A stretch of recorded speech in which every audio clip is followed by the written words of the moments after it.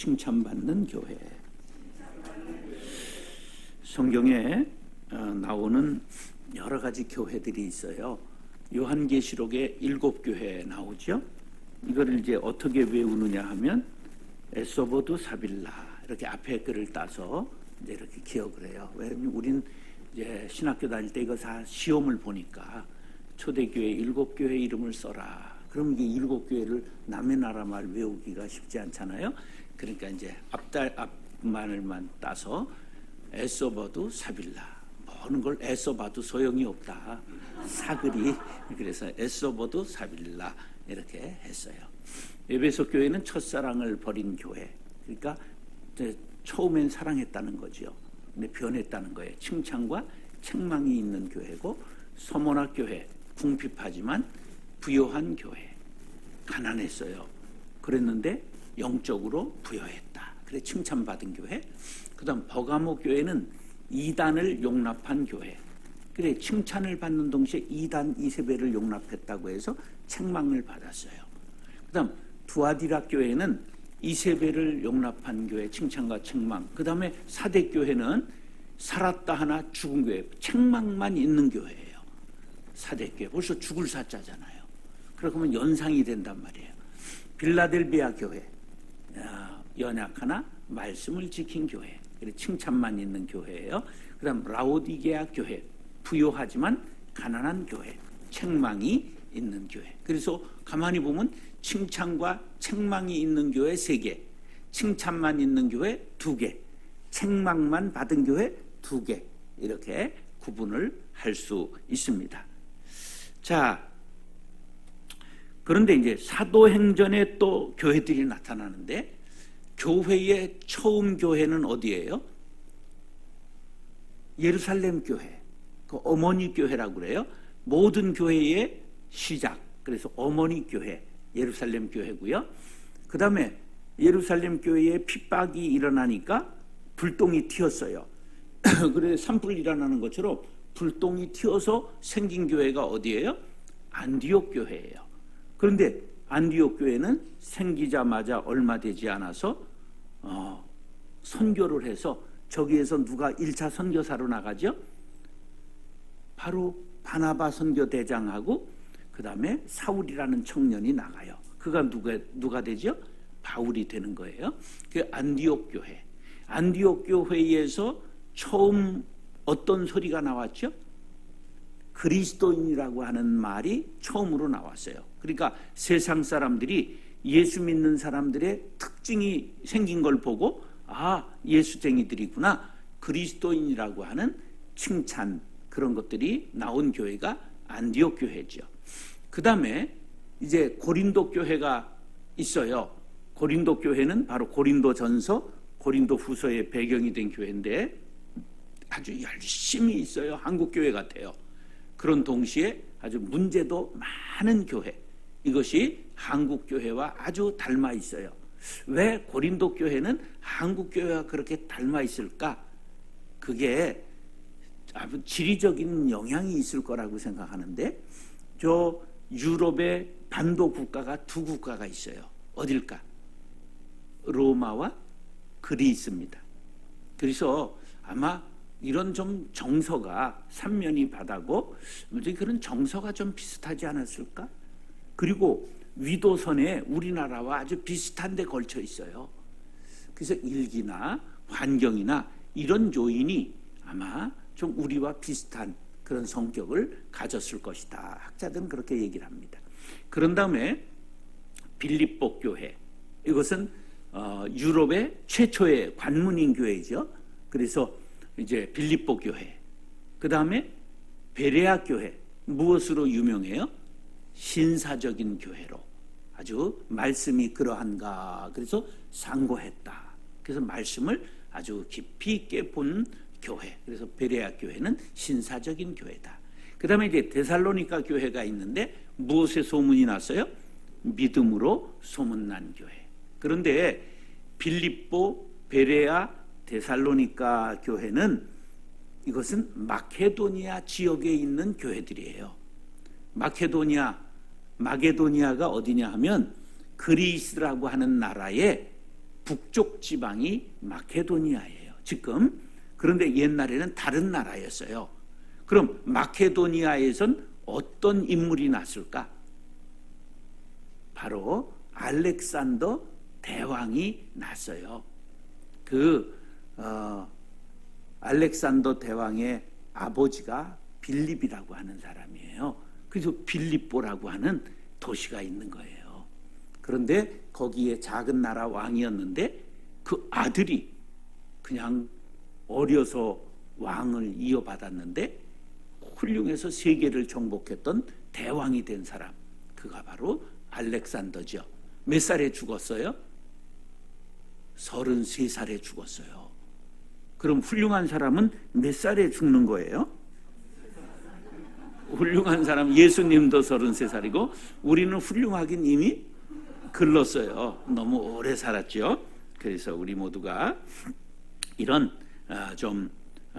그런 이 교회들의 특징을 알아야 돼요. 이 마케도니아 지역 굉장히 중요한 지역이죠, 세계사적으로도. 그래서 소국의 왕이었던 알렉산더가 그리스를 전부 이제 점령하고 점점 나아가 어디까지 가서 죽은 줄 아세요? 인도까지 갔어요. 인도. 그래서 아주 대제국을 만들고 333년 그때 경이에요. BC. 예수님 태어나시기 300년 전쯤에 이제 죽은 사람이에요. 그래서 세계를 로마가 전부 먹었잖아요. 지중해 대륙을 전부 인근에. 그러니까 유럽, 그 다음에 아시아, 소아시아죠. 그 다음에 아프리카의 북단, 그 지중해 연안을 전부 로마가 1000년을 다스렸다 그랬잖아요. 근데 문화는 누구의 문화였을까? 그리스의 문화였어요. 그러니까 그리스가 뭐를 남겼어요? 문화를 남겼어요. 그래서 그레코 로망, 그렇게 해서 레슬링에도 그레코 로망, 그런 레슬링 경기가 있어요. 그게 뭐예요? 그리스와 로마가 합해진 형이라는 거예요. 그런 것도, 문화도 그리스와 로마는 하나예요. 그래서 사도 바울이 무슨 시민권을 가지고 태어났어요? 로마의 시민권을 가지고 태어났어요. 그런데 어느 문화권에서 자랐어요? 그리스 문화권에서 자란 거예요. 그러니까 로마도 배우고 그리스도 배우고 유대인이었기 때문에 예루살렘에 유학으로 와서 뭘 배웠어요?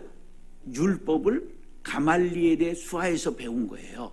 그러니까 왜 이 사람이 이렇게 성경의 신약의 절반을 쓸 수 있는 유명한 사람이 되었던가?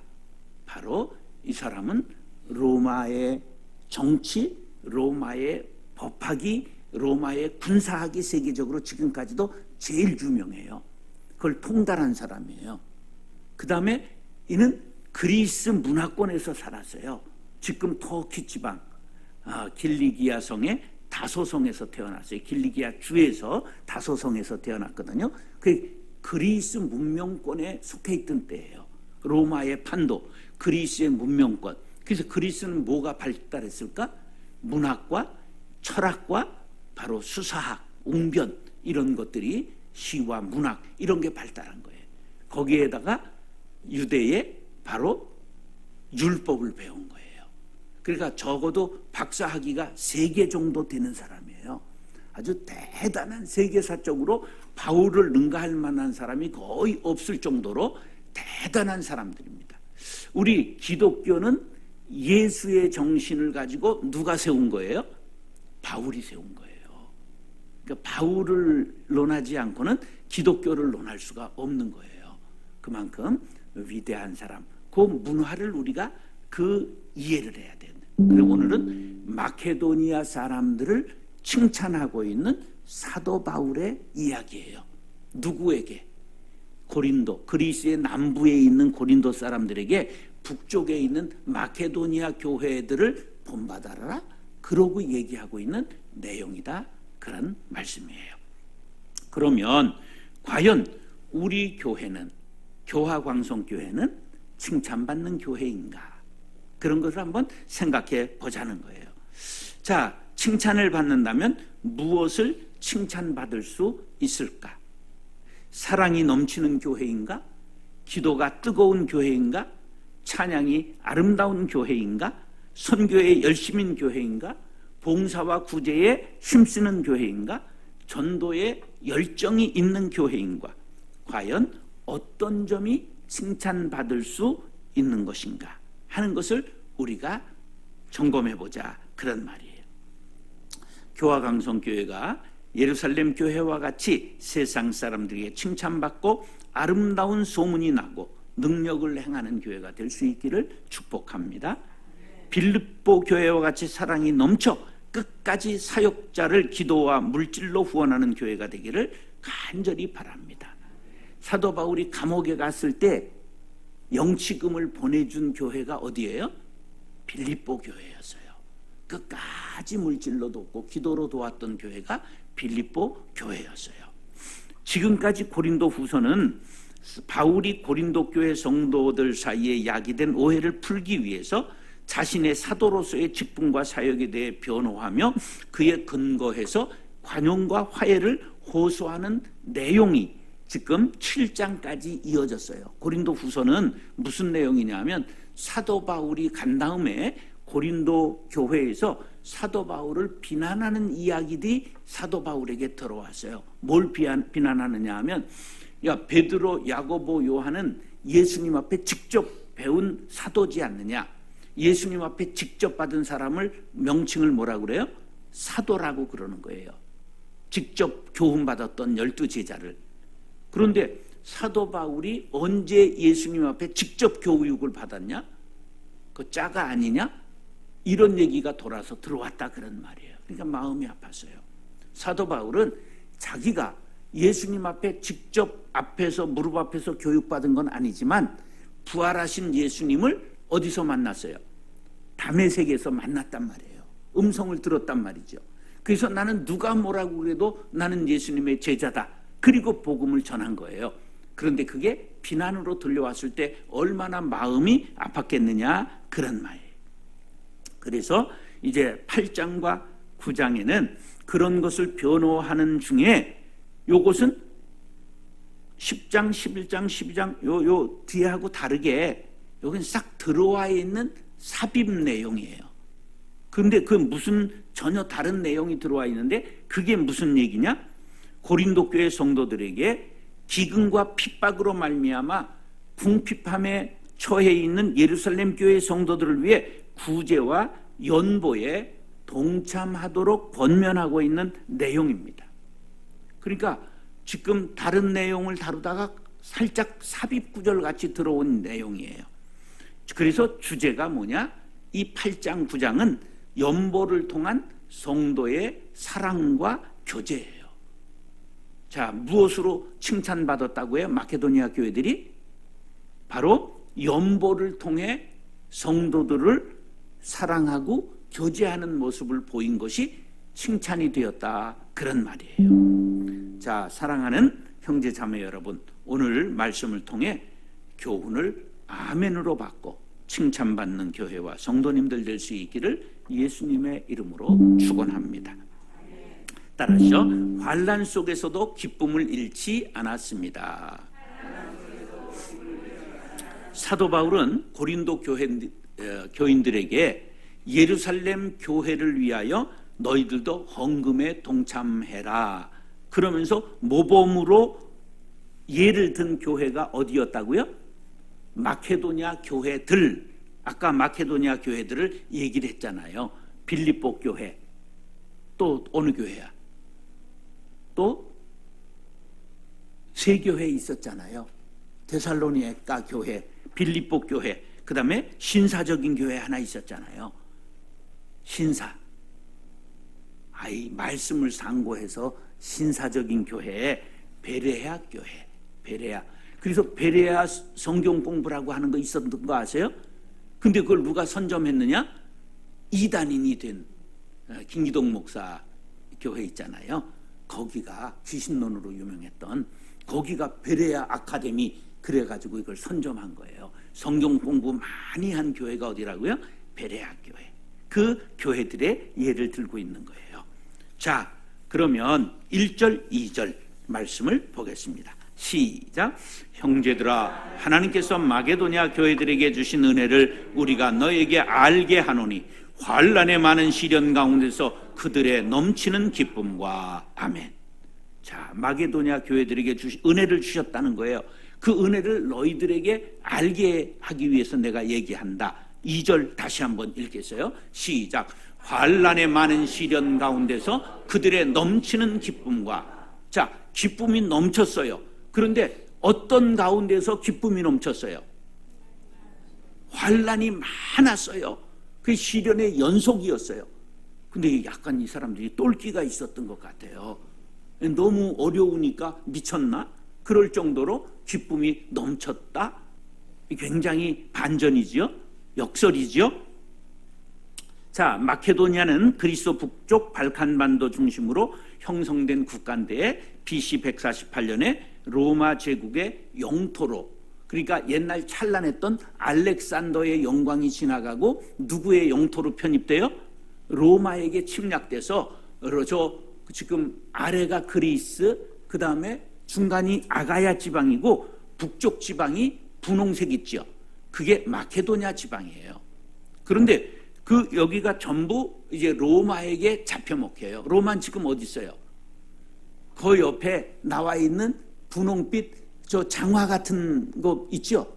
이렇게 보면 장화같이 보이잖아요. 발 모양이잖아요. 발 밑에가. 로마를 표현할 때 저거 이탈리가 저렇게 발 모양으로 생겼잖아요. 장화시는 발 모양으로. 그 이해가 잘 안 돼요? 발 밑에 이렇게 아치형이 이렇게 됐잖아.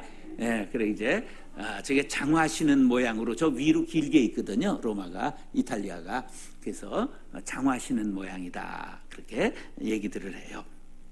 자, 그런데 여기에서 마케도냐는 바울이 유럽 선교에 첫 발을 내디뎌서 바로 빌립보가 처음 세워진 교회잖아요. 빌립보 하면 누가 생각나요? 자주장사, 비단장사, 왕서방이 아니라 비단장사 루디아가 생각해요. 자주장사라고 성경에 나오는데 자주가 비단이라는 말이에요. 예. 왜 자주 비단이냐 하면 자줏빛, 그 약간 퍼플이라고 그러죠? 영어로.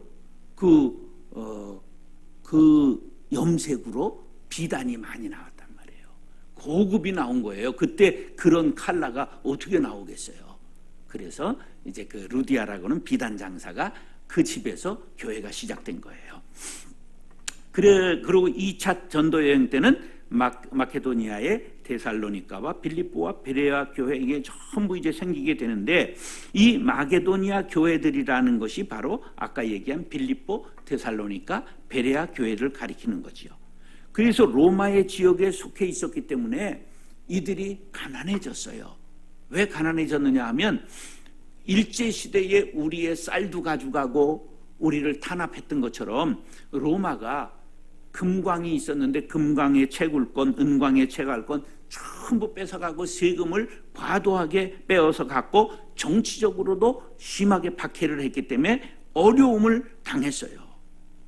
그래서 그 피해를 굉장히 본 지역이 마케도니아 지역이에요. 그래서 매우 가난했어요.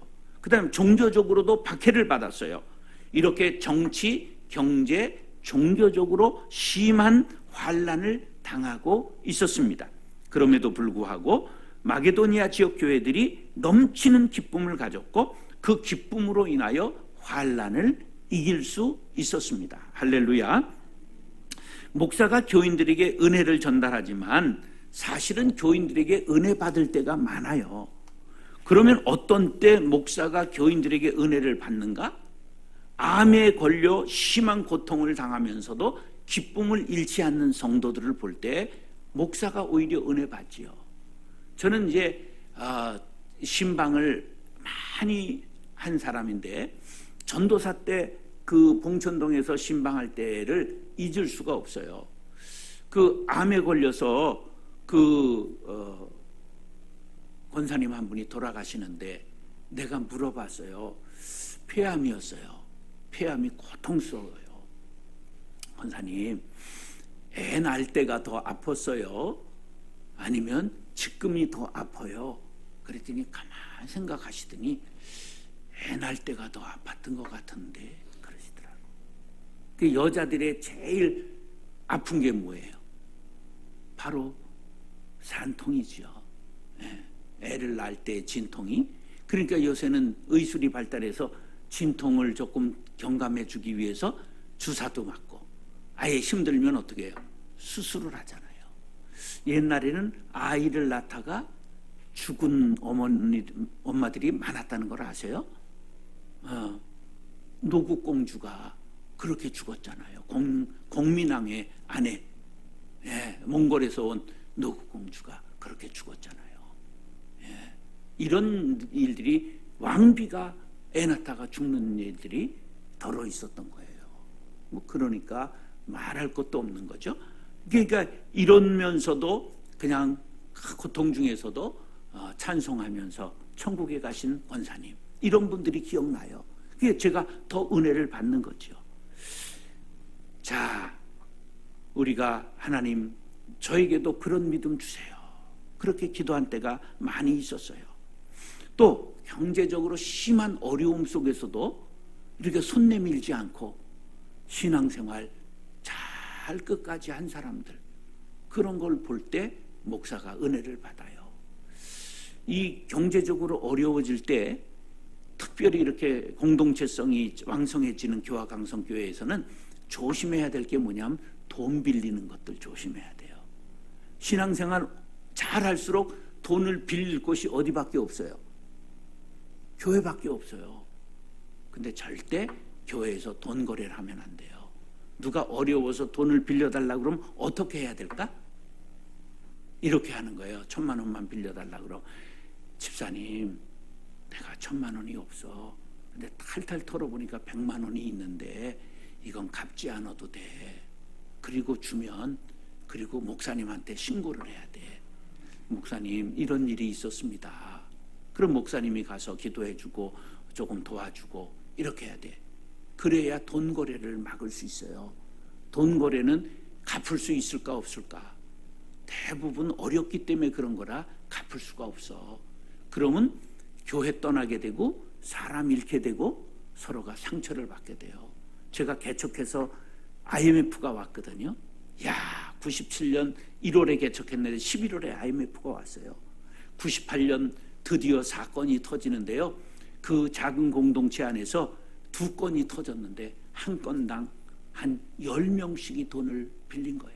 10명씩. 큰 어려움이 교회 안에 있었어요.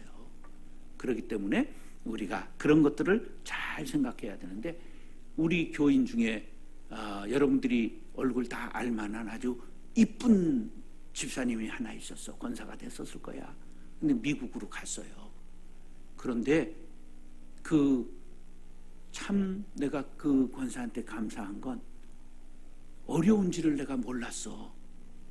근데 미국으로 가게 됐는데 한 명한테도 돈을 안 빌렸어요. 오래 어렵게 살았던 그 기간이 길었더라고. 남편이 전혀 돈을 벌어다 주질 못했어요. 그런데 옷을 그냥, 인물이 탤런트 출신이야. 그래 그냥 좋은 옷, 예쁜 옷 입었는데 알고 보니까 구제품이었고 옛날에 있었던 옷 다 수선해 입었대. 그러면서도 한 사람에게도 돈을 안 빌렸어요. 그래 참 감사하다. 그래서 축복해서 미국으로 이민을 가게 됐어요. 기도해서 보냈어요. 우리가 이런 것들이 참 목사가 교인들에게 오히려 은혜를 받는 경우가 생기지요. 사도 바울이 로마 감옥에 있을 때 쓴 서신 중에 네 성경을 옥중서신이라고 말해요. 이것도 외우기 쉽게 어떻게 하냐면 고래 빌빌, 고래도 감옥에 들어가면 빌빌한다, 이렇게 외웠어요. 그래서 골로새서, 에베소서, 빌립보서, 빌레몬서, 이게 옥중서신인데, 빌립보서에 보면 무슨 말씀이 계속 반복되느냐? 빌립보서 4장 4절 시작. 주 안에서 항상 기뻐하라. 내가 다시 말하노니 기뻐하라. 감옥에서 바깥에 있는 교인들을 향해서 지금 뭐라고 외치고 있어요? 기뻐하라고, 다시 말하노니 기뻐하라고 강조하고 있는 거예요. 환난 속에서도 기뻐할 수 있는 비결이 저 성경에 보세요. 어디에 있었기 때문에? 주 안에, in Christ. 굉장히 중요한 말이에요. 주 안에 거하면 고통 중에도, 환난 중에도, 시험 중에서도 기뻐할 수 있고 환난은 저만치 달아나게 됩니다. 할렐루야. 고린도후서 12장 10절 시작. 그러므로 내가 그리스도를 위하여 약한 것들과 능욕과 궁핍과 핍박과 곤란을 기뻐하노니 이는 내가 약할 그때의 곧 강함이니라. 할렐루야. 야, 핍박과 곤란을 어떻게 한다고요? 기뻐한대요. 누구를 위하여? 그리스도를 위하여. 여러분, 언제나 어려움 속에서도 기쁨이 충만한 교회, 코로나 상황 속에서도 늘 기쁨이 충만한 칭찬받는 교회 강성교회가 될 수 있기를 축복합니다. 따라서 극한 가난 속에서도 풍성한 연보를 했습니다. 옛날 말로는 헌금을 연보라고 그랬어요. 연보가 무슨 뜻이냐? 자기 재물을 내어 남을 도와주는 것을 헌금을 연보라고 그래요. 마케도니아 지역의 교회들이 은혜를 받았어요. 무슨 은혜를 받았냐? 연보의 은혜를 받았어요. 연보는 다른 지역 사람들을 도우려고 하는 그들의 사랑의 마음이 담겨 있었기 때문이에요. 바울은 이들의 풍성한 연보가 하나님의 은혜의 결과이며 성령의 감동에서 나온 성령의 열매라고 말씀합니다. 2절 하반절에서 4절 시작. 극한 가난이 저희로 풍성한 연보를 넘치도록 하게 하였느니라. 내가 증거하노니 저희가 힘대로 할 뿐 아니라 힘에 지나도록 자원하여 이 은혜와 성도 섬기는 일에 참여함에 대하여 우리에게 간절히 구하니. 할렐루야. 자, 연보라는 말이 하플로테토스라는 말인데 한마음, 단순함, 순진함 그런 뜻을 갖고 있어요. 그러니까 저 어려운 사람과 한마음 되고자 하는 마음이 자기도 어려웠지만 풍성한 연보를 가능하게 했다. 예, 긍휼의 마음을 가졌다는 뜻이지요. 근데 3절에 놀라운 말씀이 나와요. 힘에 지나도록 뭐 했다? 자원했다.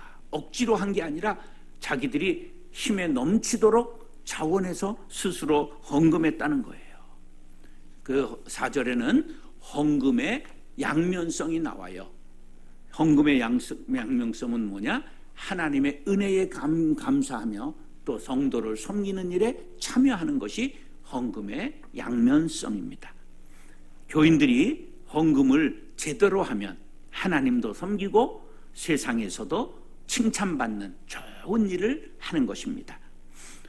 우리가 헌금할 때 4절 후반절에 보면 마게도니아 교인들이 형제들을 섬기는 일에 우리도 동참하겠다 간절하게 기도했다는 거예요. 이들의 헌금 태도가 아주 좋았다는 거예요.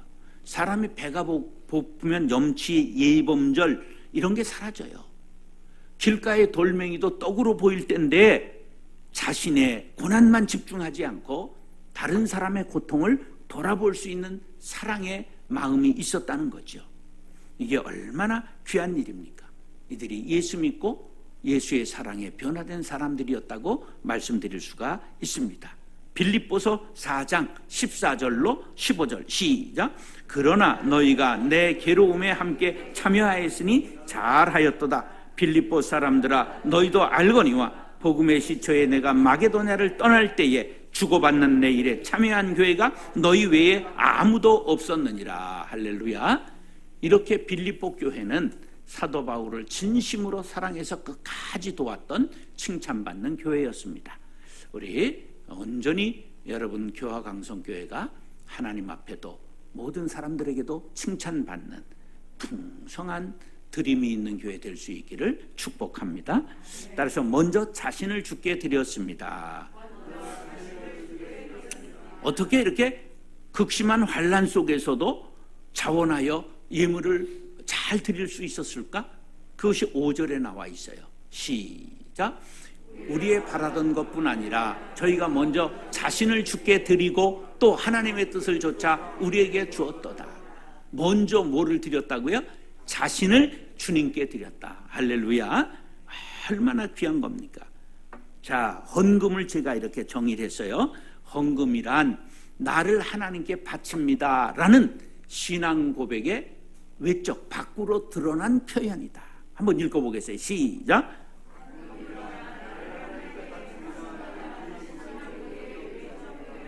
이렇게 마게도니아 교인들이 자세가 나타날 수 있었던 것은 먼저 누구를 드렸기 때문에 자신을 드렸다.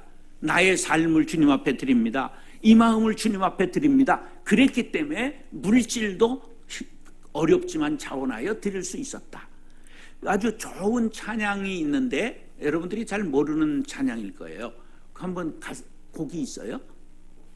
이게 한번 곡은 이게 부르기는 쉽지 않아요. 근데 가사가 너무 좋아요. 그래서 가사를 여러분들이 음미하라고 반주를 그냥 하세요. 1절부터.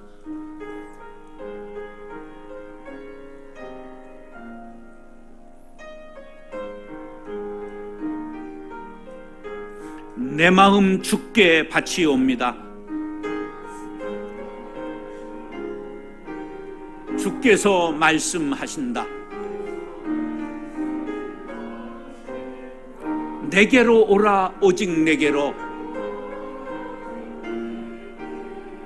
그 말씀 따라서 이 마음 주께 바치고 이 몸도 드리옵니다. 내 마음 주께 바치옵니다. 오 나의 주님이시여. 예, 아주 여러분들 이거 기회 있을 때 한번 잘 부르시는 분들이 많은데 예전에 이게 복음 성가인데 너무 찬양이 가사가 귀합니다. 우리가 재물에 대한 인간의 애착은 누구나 다 있지요. 그런데 먼저 자신을 주님께 드리니까 자동으로 나머지는 따라오더라. 따라서 먼저 자신을 주께 드려라. 이것이 헌금에 대한 마게도니아 교인들의 참나온 자세가 된 것입니다. 디모데후서 2장 15절 시작.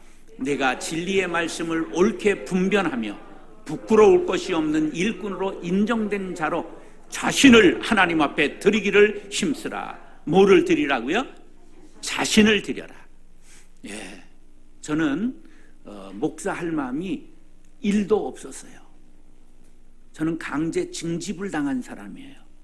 하나님이 목사를 하기 싫어하니까 때리셔서 그저 심장병을 주셔가지고 25세 심장병을 주셨어요. 그래서 말도 못하게 됐어요. 이게 막 맥이 적게 뛰고 그래가지고 내가 정치하려고 했는데 입당하러 가는 날 신민당 당사가 전부 경찰에 에워싸였어요. 김경숙 양이라고 뛰어내려 죽고 YH 사건이라는 유명한 역사적 사건이 해필이면 내가 입당하러 가는 날 일어났어요. 그래 그게 상실감이 돼서 심장병을 얻고 그래서 죽기 전에 한번 남들이 그렇게 권했는데 신학교나 가보자. 그리고 몰래 가서 했는데 너무 품이 넓은 신학교라 그냥 다 받아주는 학교였어요. 그냥 무인가 신학, 야간 신학이라. 그래가지고 신학을 하게 된 거예요. 그런데 기적적으로 신학을 하자마자 입학하자마자 병이 완전히 그냥 나도 모르게 떨어져 버렸어요.